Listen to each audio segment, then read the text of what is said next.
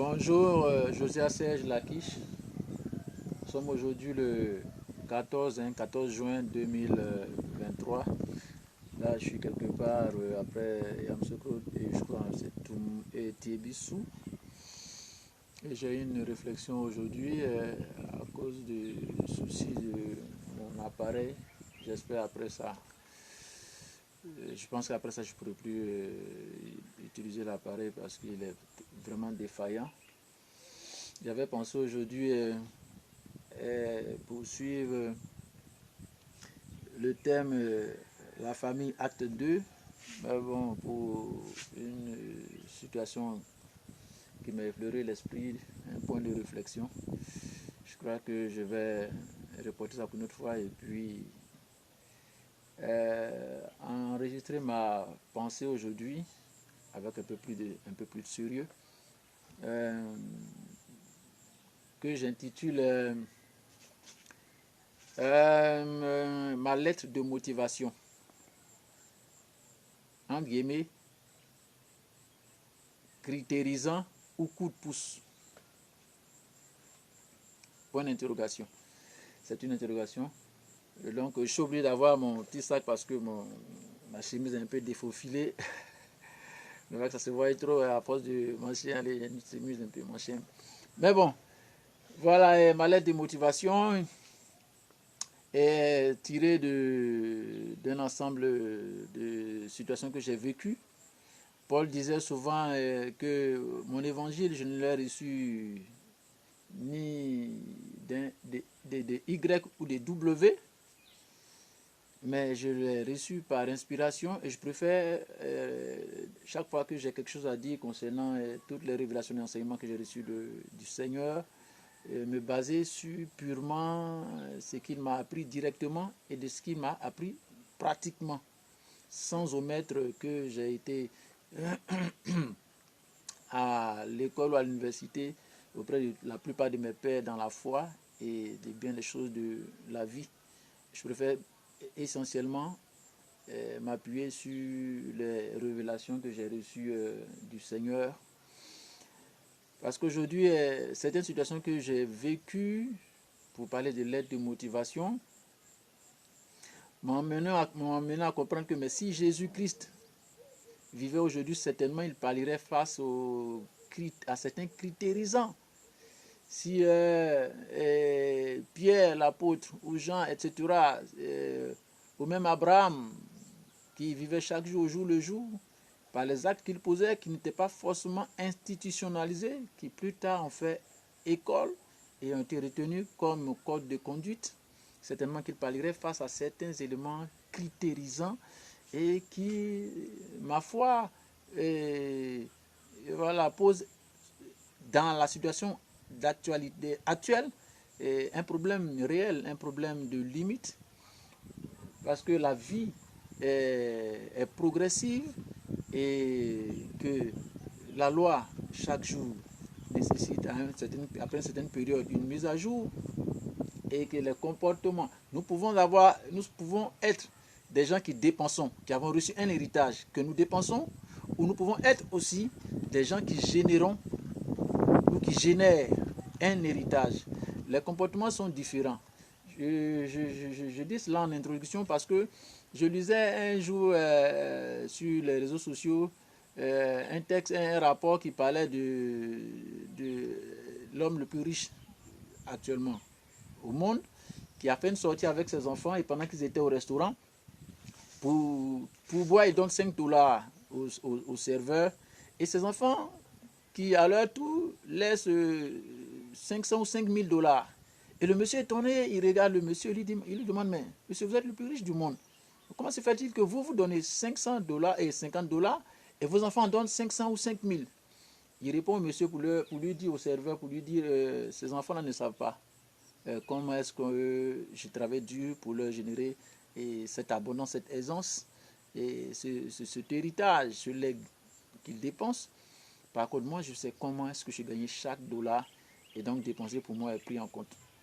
Et donc souvent, à un moment donné, la dépense de ce que nous avons reçu, qui était couvert par certains pères qui ont généré certaines choses, nous mettent dans certaines limites que nous avons tendance à institutionnaliser comme si c'était vérité absolue, alors que cela correspondait à une certaine période où une certaine abondance couvrait nos erreurs, nos carences ou nos dépenses.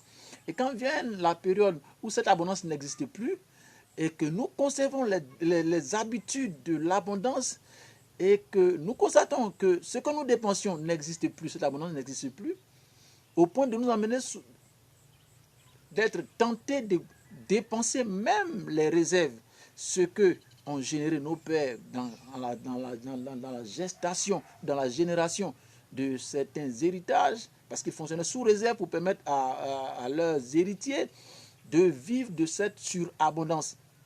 Du coup, les comportements ne correspondant pas, nous nous trouvons dans une sorte de disette avec un comportement de riche dans une situation de famine, de manque et d'absence. Du coup, il y a un déséquilibre, des carences, une incohérence, et puis nous sommes en déphasage avec la réalité, et ce qui constitue un problème de limite.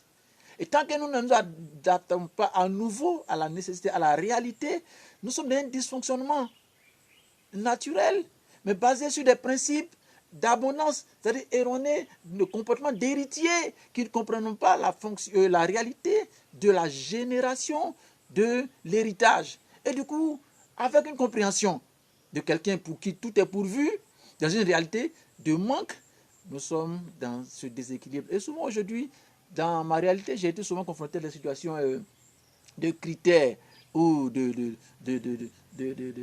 principes, mais qui ne correspondent pas à la réalité.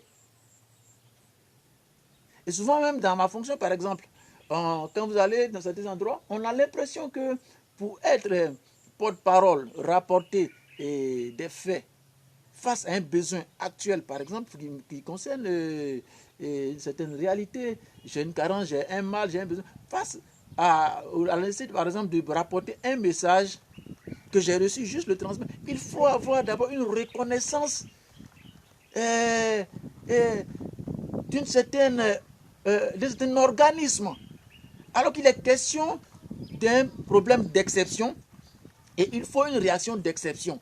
Et quelqu'un envoie un message qui répond à cette exception et des gens qui posent des conditions de principe mais dépassées, dont les éléments, les arguments qu'ils ont ne répondent pas aux besoins parce que c'est une situation d'exception. Et on envoie un message express pour répondre à cette situation d'exception. On demande donc que, comme tu n'as pas un doctorat ou un PhD ou une maîtrise, mais si on devait se limiter à cette situation d'exception, que donc ces éléments d'exception devaient se limiter à une situation de principe d'abondance, de surabondance, de critères, en ce moment que les éléments qui correspondent à ces critères-là répondent aux besoins de la crise.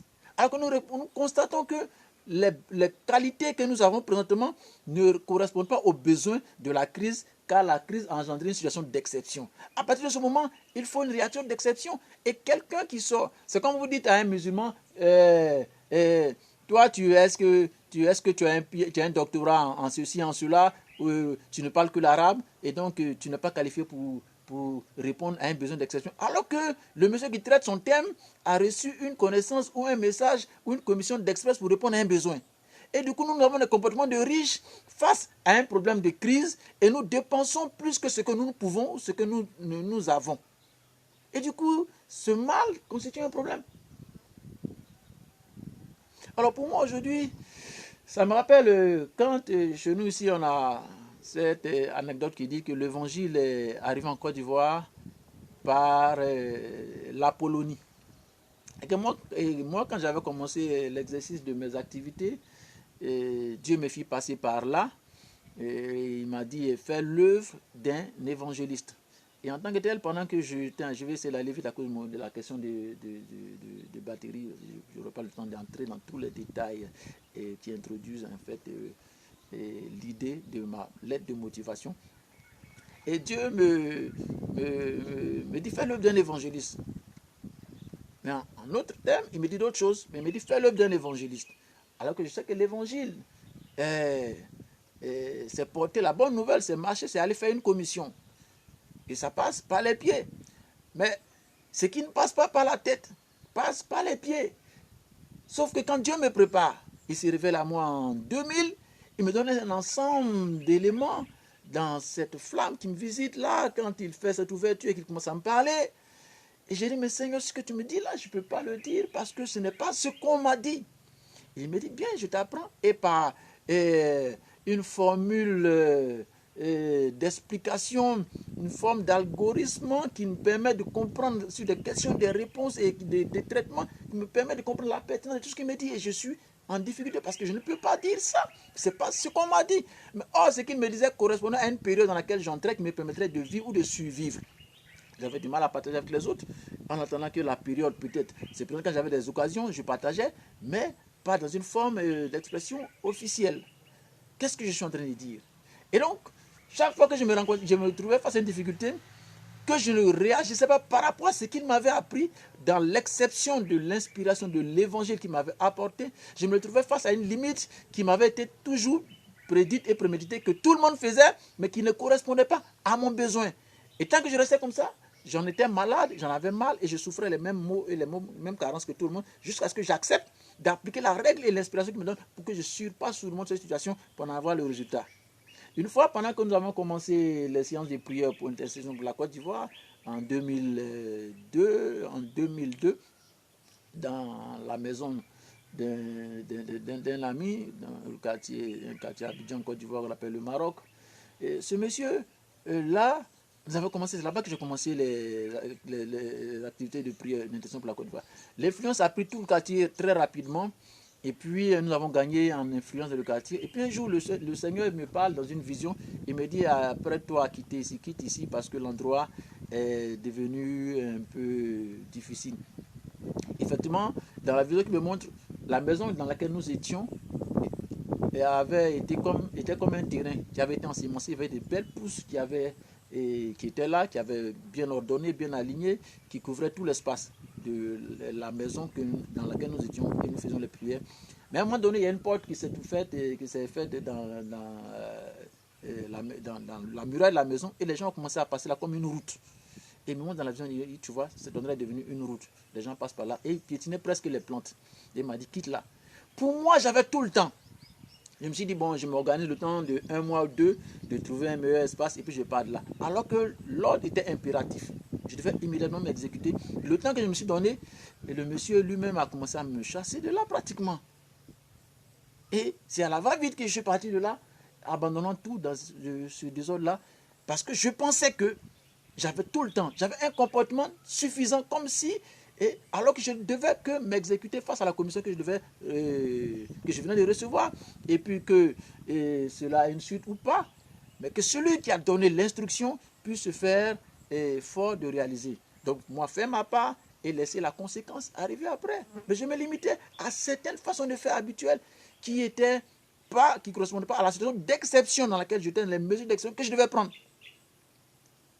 Entre-temps, avant que cette période n'arrive, le monsieur chez qui nous prions m'a dit je veux bien que nous bâtissions un espace un peu grand à la source des eaux de ton village, parce que nous sommes en bordure de la lagune Ébriée. Donc, comme ton père il est le chef du village, allons le voir, il va nous donner un espace en bordure pour que nous fassions un camp de prière au bord des sources des eaux.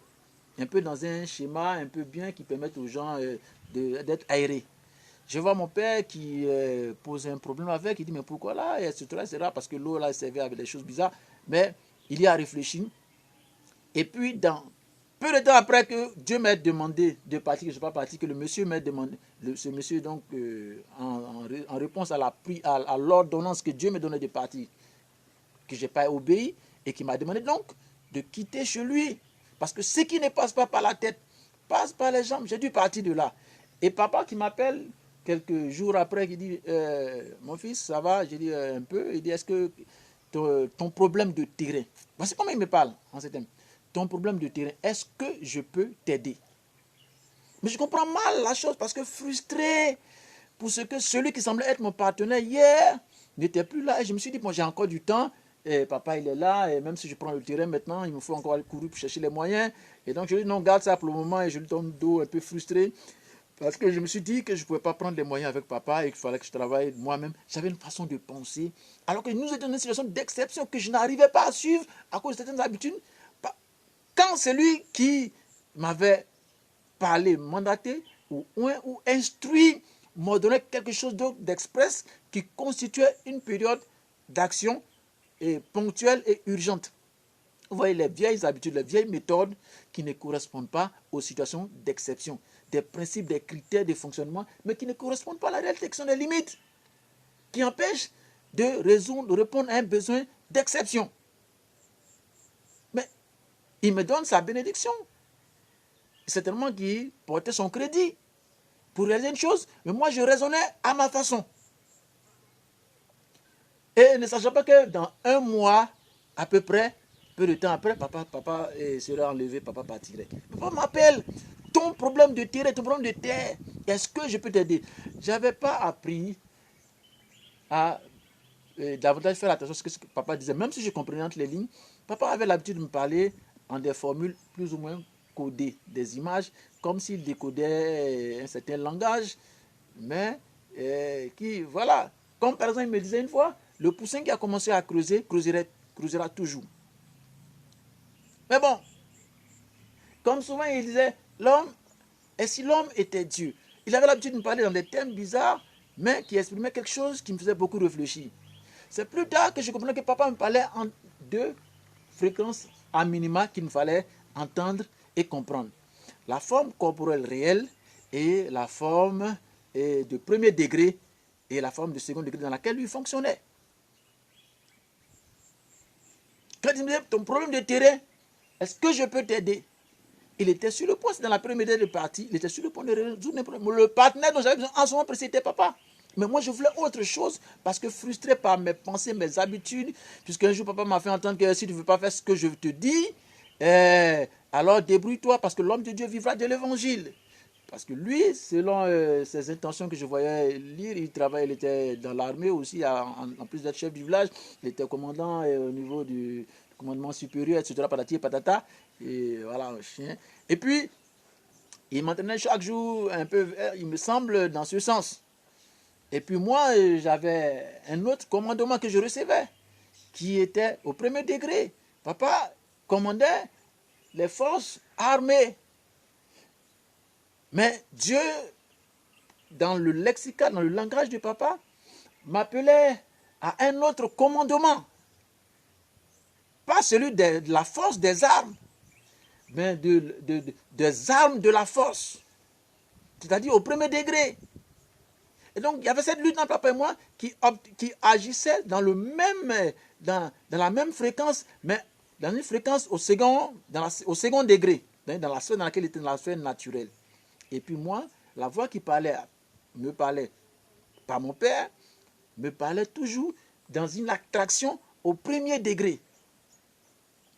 Et donc j'apprenais à lire ce que papa disait, mais je m'étais partagé toujours sur la réalité. Pour dire que entre le corps et l'idée, parce qu'on ne peut pas générer les idées, une idée ne remplace pas le corps. Comme Jésus l'a dit, un esprit n'a pas de corps. Une idée n'a pas de corps, sinon le corps de l'idée. Avoir une idée, avoir des principes ne remplace pas le corps du principe. Donc, l'idée a son corps par le corps de l'idée. Et moi, j'avais des concepts hybrides. C'est-à-dire que je prenais d'autres idées que j'avais reçues, mais pour lesquelles je ne correspondais pas au corps. J'associais d'autres idées à ce que Dieu voulait pour moi. Alors que ce qu'il était dans la question, il était que le corps que j'étais génère d'autres corps. Mais pas que le corps que je suis génère d'autres idées. Parce que l'idée, la pensée ou l'esprit n'a pas de corps. Il reste toujours irréel tant qu'il n'est pas formalisé, il n'a pas pris de forme, il n'est pas formel. On n'a jamais vu Jésus arriver quelque part et puis commencer à faire une chose sans formalité.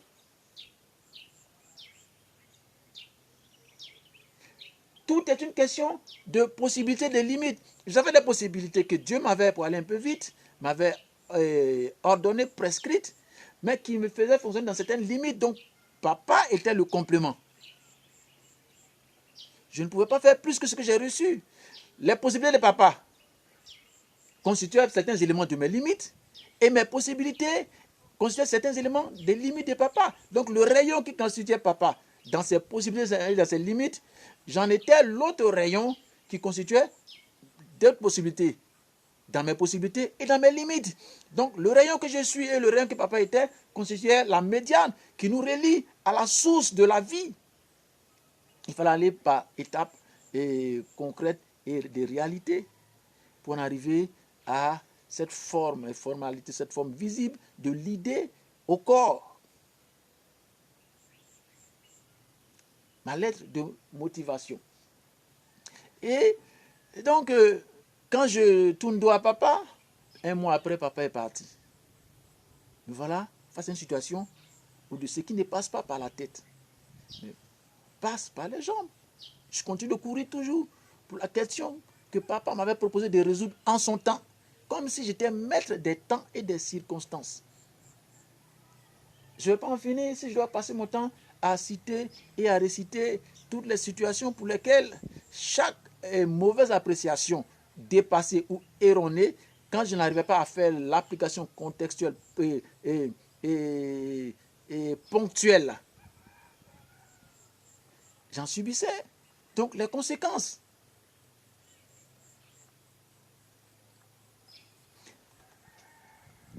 Aujourd'hui, la difficulté qui se présente, c'est que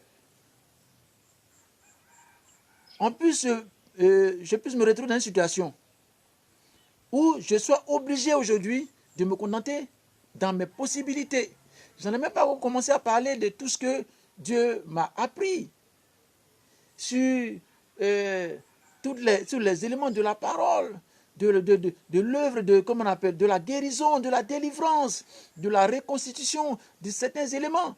Mais dans toutes ces choses, puisque la vie n'est pas que idée, mais elle est corps, et que chaque corps est une idée en elle-même, et non une hybridation de l'idée, alors dans mes possibilités, je suis face à des limites.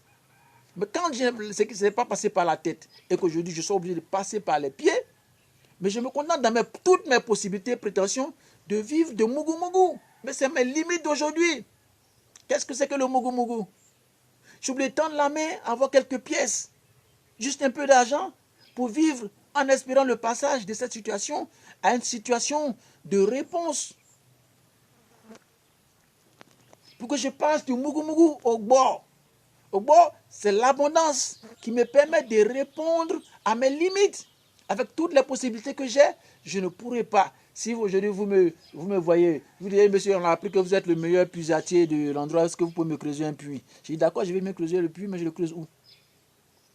Elle vous dit, mais creusez-le quelque part. Mais je le creuse où? Sur quel espace?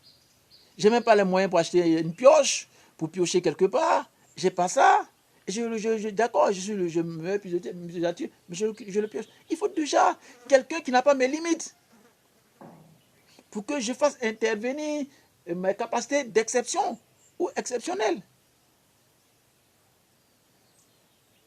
Donc, c'est le complément de mes possibilités face aux possibilités de l'autre qui nous permettent d'en arriver à une médiane, qui nous rétablissent dans les possibilités qui nous approvisionnent de part et d'autre dans cet échange. Comme le Seigneur a dit, donnez, il vous sera donné. C'est un échange de possibilités, de capacités. Dieu ne vous donnera pas si vous ne lui donnez pas. C'est un évangile erroné de penser que nous recevons de Dieu sans lui avoir donné. Non, Dieu vous lui donner votre adoration. Il faut déjà aller vers lui, lui parler, lui proposer quelque chose. Ce que vous lui donnez de vous-même, de votre adoration, de votre âme, de votre cœur, de votre besoin, de votre disposition, il en apporte un retour en réponse. Et au fur et à mesure, en fonction des situations, des besoins, d'exception qui se présentent à nous. Mais je ne peux pas dire que Dieu n'existe pas et demander à Dieu de faire des choses de quelqu'un qui existe. Mais si donc Dieu n'existe pas, ainsi soit-il, ça voudra dire que c'est la nature qui existe. Donc, fonctionne de façon naturelle. Qu'est-ce que la nature nous enseigne? Que tout est pragmatisme et réalité en fonction d'un échange. Ne faisons pas. Par exemple, comme quand je lis les textes de la Bible, nous voyons Jésus qui est face à une situation, il vient de parler aux gens. Le Jésus, le Tout-Puissant qui fait des miracles, les gens commencent à le chasser. Mais quand on le chasse, il ne peut pas là être en train de travailler. On dit, non, fais ici chez nous les miracles que tu as fait ailleurs, qu'on a appris que tu as fait ailleurs. Il dit que un prophète, il n'est pas bien chez lui, peut-être. Donc, on dit là, Jésus n'a pas pu faire, il n'a pas pu. Mais chez nous, si on nous dit vouloir, c'est pouvoir. Et la Bible nous dit Jésus n'a pas pu. Pendant qu'il voulait faire des miracles, on dit il ne peut, il n'a pas pu. Donc, quelles sont les possibilités? C'est une affaire de reconnaissance des capacités et des limites qui nous permettent la correspondance en échange de quelque chose. C'est la nature, puisque Dieu n'existait pas. Si donc Dieu existe, Dieu nous apprend aussi, donc, dans les lois naturelles, à agir en conséquence. C'est lui qui est l'instituteur ou l'institution de la nature. On va demander à Dieu de faire ce qui est réservé à Dieu, sans faire que nous fassions ce qui est réservé à nous, des humains. Chacun envers son prochain, dans ses possibilités, dans ses limites. Vivre une vie de riche dans une condition de pauvre. À un moment donné, comme si on dirait à Joseph, comme tu n'as pas les vêtements de Pharaon, comme tu n'as pas l'institution ou des instituts de l'Égypte, alors tu ne peux pas nous sauver de la famine. Mais à situation exception, Joseph n'avait que pour lui l'éducation de son père. Il n'avait que pour lui l'éducation divine. Il n'avait que pour lui les qualités morales, intellectuelles et de la civilisation de laquelle il venait, qui répondaient à un besoin de la nature, puisque Dieu n'existait pas. Et si donc Dieu existe, alors qu'il est l'instituteur de la nature, il envoyait un instituteur de la nature pour répondre à un besoin naturel. Et ça, les gens voulaient poser des questions de principe à eux, mais qui donc ne pouvaient pas résoudre le besoin de la nature. Les anciens, les sages de l'Égypte. Il fallait quelqu'un pour comprendre ça et répondre à un besoin naturel pour que de cette nature réagisse une activité d'exception qui fasse corriger la famine. C'est comme si on disait à Daniel, et comme tu ne te nourris pas des mets de la table du roi, alors tu ne peux pas officier, n'est-ce pas, dans les officines comment on appelle, babyloniennes. Et pourtant, cependant, c'est Daniel qui sauve toute la Babylone. C'est comme si on disait à Moïse, et que tu n'es pas de l'Égypte, etc., mais tu n'es pas de notre caste, etc. Mais pourtant, c'est ce Moïse qui a donc que Pharaon a accepté d'écouter pour que vienne ensuite la situation d'exception. Mais c'est critérisant. Qui aujourd'hui constitue un problème, mais qui, ma foi, certainement, et pâlirait, même Jésus, même Abraham resterait tout pâle face à toutes ces choses, mais il dirait, ouh, il se sentirait tout petit face à tous ces manger. Alors qu'il est une question de capacité, comme Paul l'a dit, et je l'ai reçu par inspiration. Parce que toutes les formules que nous avons, des écoles que nous avons faites, ne répondent pas à ce besoin, à cette situation d'exception. Par exemple, guéri d'une maladie, ou guéri d'un problème, ou être délivré, c'est une réponse qui vient outre nos capacités naturelles, pour lesquelles l'institution vient de l'instituteur, dont les formules qui sont reconnues dans son application font désormais école et institution. Pour dire à partir de ce moment, une nouvelle génération a été faite de ceci, d'une certaine réglementation qui doit donc être adoptée pour pouvoir à notre abondance de vie, de santé. Voici comment l'école, l'université, etc. se fait.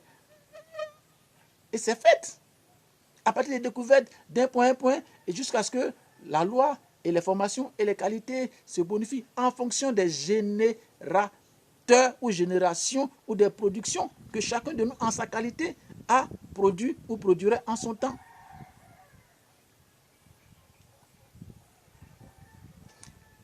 Pour essayer, à cause des questions de trucs, essayer de m'arrêter à ces quelques exemples sur ma lettre de motivation. C'est comme si on disait à Jésus, mais non, tu n'as pas fait l'école des rabbins. Pendant qu'il dit au rabbin, il faut que tu naisses de nouveau. Et le rabbin lui dit, et comment faut-il? Et puis il dit à Jésus, mais tu aurais dû être un rabbin. Mais on était dans une situation d'exception.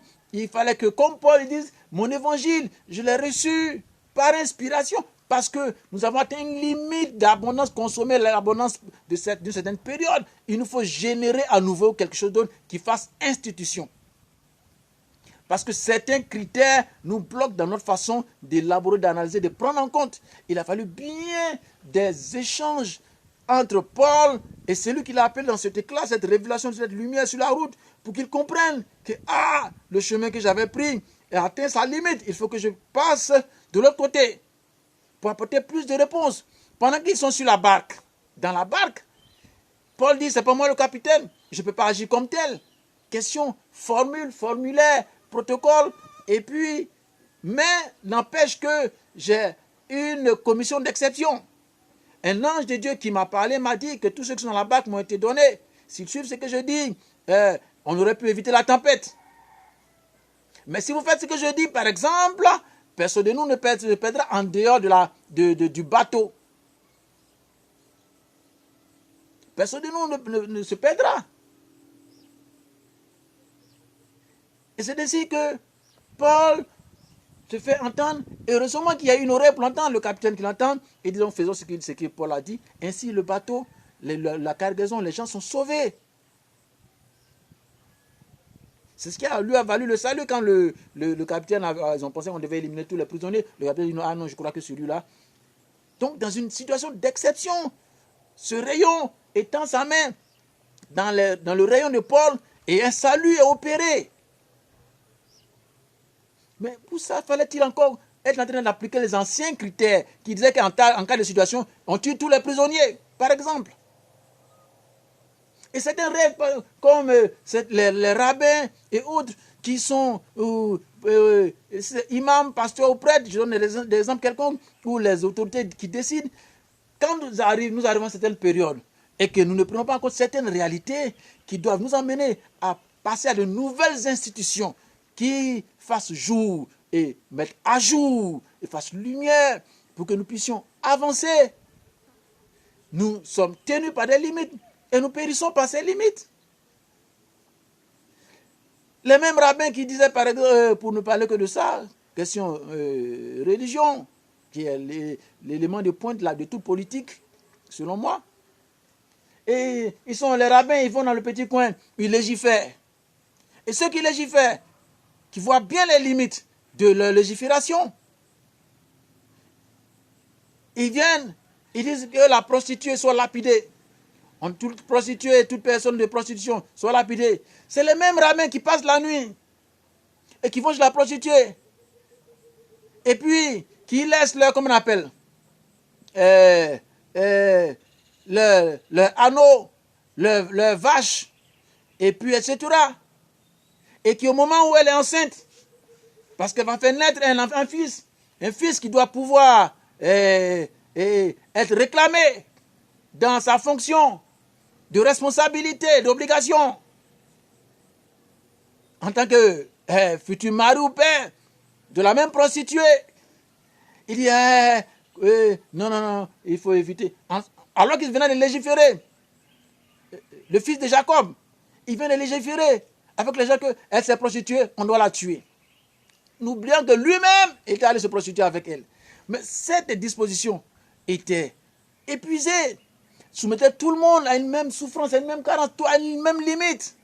Elle allait tuer une prostituée parce que ça concernait l'autre. Et oubliant que ça tuait en même temps le fils qu'elle portait et que ça faisait une règle de limite et d'injustice.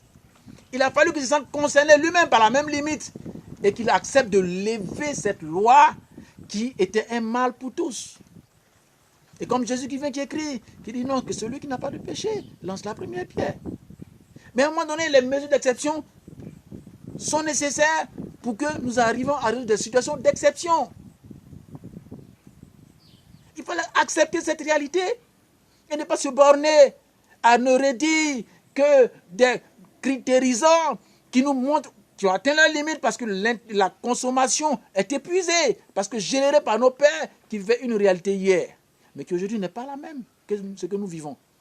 Et donc, nous avons besoin d'une nouvelle institution, d'un nouvel instituteur, d'une nouvelle motivation qui fasse effet et dont les effets soient pris en compte et fassent institution pour des générations de personnes et non des générations d'idées originelles qui ont des corps et non hybrides, donc des pensées hybrides. C'est ça la génération. Jésus dit que l'esprit n'a pas de corps. C'est le corps. Parce que celui qui génère, si Jésus-Christ était tout puissant, comment se fait-il quand on lui demande qu'il n'avait pas besoin d'autrui pour exister en tant que tel, quand on lui dit paye l'impôt, il dit va chercher, va voir le poisson. Il devait faire en sorte que l'argent sorte de sa poche. Mais il s'adresse à une autre personne, une autre personne, il lui dit va dans la bouche du poisson. S'il n'a pas besoin de son prochain, comme lui-même, s'il n'a pas de limite à exprimer, pourquoi on le chasse et puis il fuit? Pourquoi une autre fois, quand il se trouve face à un besoin, il a besoin de manger, il a besoin de tendre la main, il regarde l'arbre qui est là, il lui dit donne-moi à manger. Et l'arbre lui dit que j'ai rien du tout. Il lui dit d'accord que plus jamais personne ne mange ton fruit. Pourquoi il n'a pas fait en sorte que cette fois-ci des fruits poussent là-dessus, comme l'argent dans la bouche du poisson?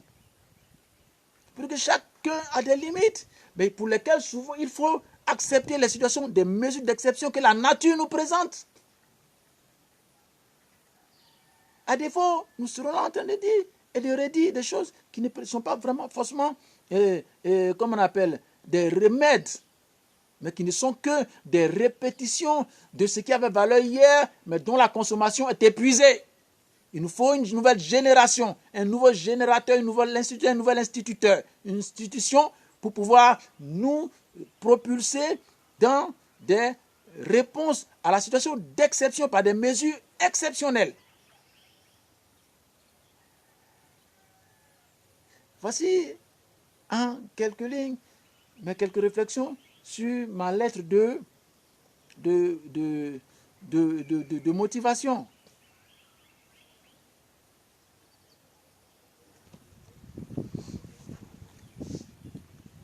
Quand, pour peut-être finir par là, quand mon père un jour,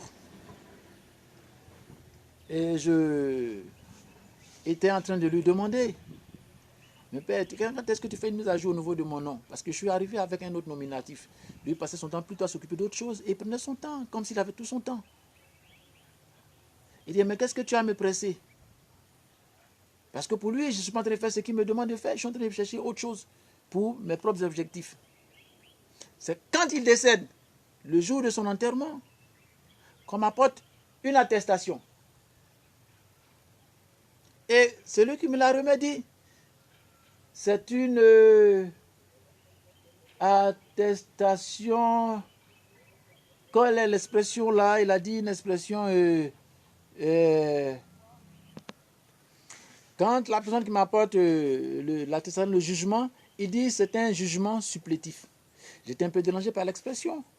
Et pourquoi est-il nécessaire de mentionner cela? Mais au fond, parce que pour moi, ça doit être naturel. Mais comme papa n'était pas là pour que je lui en parle, mais pour dire que à des situations d'exception, il faut des mesures d'exception. Puisque les projets de papa prenaient en compte un besoin, comme les projets de la vie prennent en compte des besoins. Et ces besoins sont soutenus par une obligation. Et ces obligations prennent en compte la nécessité de ce que la complémentarité entre les possibilités et les limites. Et la voie de mesure, très souvent, quand nous atteignons nos limites d'exception, pas de nous cacher dans nos limites. Parce que notre limite est une limite. Mais quand est-ce que je vais dépasser mes limites? Aujourd'hui, je parcours toute la terre. Quand chaque fois qu'il était question de répondre de façon ponctuelle à une nécessité d'agir et d'appliquer une mesure, une attitude d'exception, je me suis retrouvé à pied. Ce qui ne passe pas par la tête passe par les jambes. me voici en train de... Donc aujourd'hui, ma lettre de motivation, c'est de prier et que Dieu m'apporte une mesure d'exception afin que je passe, je l'espère incessamment, du Mugu au Gbo.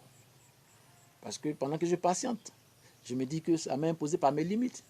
Mais quand la période de passer au Gbo va arriver, alors je vais me détacher du Mugu et j'entre dans le significatif du Gbo, de l'exception qui va me permettre de me détacher de mon cauchemar.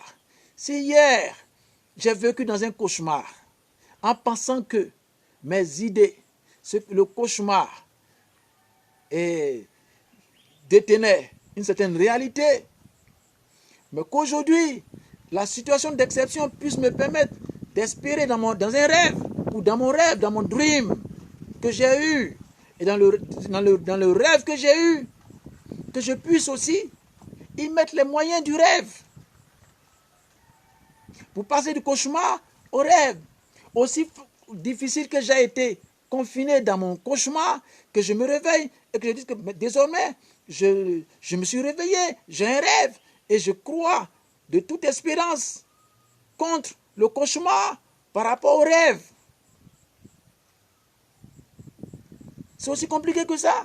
Si hier j'ai cru et je demeurais dans le cauchemar, moi aujourd'hui je peux accepter les conditions du rêve et vivre le rêve avec les moyens du rêve. Comme j'y ai mis ma force du côté du cauchemar et que du cauchemar en est advenu du cauchemar, aujourd'hui je peux me tourner vers le rêve et donner la force au rêve et pour que le rêve produise les moyens de mes espérances dans le rêve. Si toute ma famille s'est confiée au service d'un huissier, en conclusion, je pense que les moyens que j'ai déployés auprès de l'huissier, je peux les déployer auprès d'un notaire pour en avoir plus de bénéfices et de conséquences. Parce que même les services de l'huissier vont finir auprès du notaire pour qu'ils en aient plus de force et de valeur. Si ma décision de croire au cauchemar a produit les effets et a donné la force au cauchemar de me poser les conséquences cauchemardesques, pourquoi ne pas donner cette même force à mon rêve? Parce que le rêve se servira de cette même force pour produire les résultats de mes espérances dans la réalité de mon rêve. Pour que je puisse espérer contre le cauchemar la vérité, les bénédictions de la force. Parce que vouloir, chez nous on dit c'est pouvoir. Mais on se rend compte que pourquoi ma volonté ne produit pas mes espérances? Mais la Bible dit que non, vouloir ce n'est pas pouvoir. La Bible dit la volonté, elle est bonne en raison de ce qu'on a et non de ce qu'on n'a pas. Donc en réalité, ce n'est pas ta volonté qui peut, c'est ce que tu peux qui donne vie à ta volonté. C'est ce que tu peux, ton pouvoir, tes possibilités qui donnent vie à tes espérances. Mais chez nous on dit vouloir, c'est pouvoir. Mais vouloir, ce n'est pas pouvoir. C'est le pouvoir qui réalise la volonté. Et non la volonté qui réalise ce qu'on veut, qu'on ne peut pas, dont on n'a pas les moyens. Mais ce que tu ne peux pas, une autre personne le peut. Tu peux avoir la volonté, mais pas le pouvoir. Comme lui peut avoir le pouvoir, et la volonté n'existe pas. La volonté, c'est les moyens que tu as.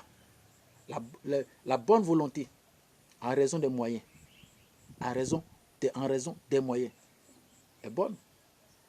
Donc, c'est le pouvoir qui peut réaliser la volonté, et non la volonté qui réalise ce qu'on veut, dont on n'a pas le pouvoir. Alors, paix sur toute la terre, et que Dieu puisse pouvoir au moyen du pouvoir pour que nous réalisions notre volonté d'être guéris et que ma famille prenne comme hier la décision de se tourner du côté du rêve et qu'elle donne sa force au rêve pour que le rêve réalise les besoins de mes limites, pour étendre mes limites et établir donc une connexion d'un rayon de mes possibilités au rayon de celui qui a l'autre possibilité pour que nous soyons en connexion avec celui qui a dit que la lumière soit. Quand la lumière fut au commencement, comme moi, quand Dieu me dit, reçois ma parole, ma bénédiction, c'est l'idée, la bénédiction, la lumière, la vie. Mais ensuite, il a fallu qu'il dise que la terre soit. Et donc, que chaque chose en son temps puisse en avoir sa réalité pour manifester sa vérité. Et que l'idée, ce n'est pas le corps. Mais le corps, c'est l'idée du corps. Le corps, c'est le corps de l'idée. Et le corps, ce n'est pas l'idée. Il ne suffit pas d'avoir l'idée. Il ne suffit pas d'avoir une idée hybridée, reçue, héritée. Mais il faut en avoir le corps pour en avoir la correspondance qui fasse une génération de corps et non une génération d'idées qui peuvent être hybridées et ne pas en avoir le résultat souhaité. Paix sur toute la terre et que Dieu guérisse et me donne, guérisse toute la terre, me guérisse et donne tous les moyens de la volonté pour que je puisse, si vouloir c'est pouvoir, que je puisse être guéri. Si alors ma volonté ne peut pas apporter les possibilités, alors que donc ma volonté se tourne vers la personne des possibilités pour que les possibilités fassent valoir ce que je veuille dans une relation de rayon à rayon pour en arriver au diamètre, à la réconciliation avec le Père Créateur, qui nous fasse passer de la lumière à la terre et de la terre à la génération de tous les moyens, que nous passions de la disette à l'abondance et de l'abondance enfin à la surabondance. Paix sur toute la terre. Ceci est ma lettre de motivation.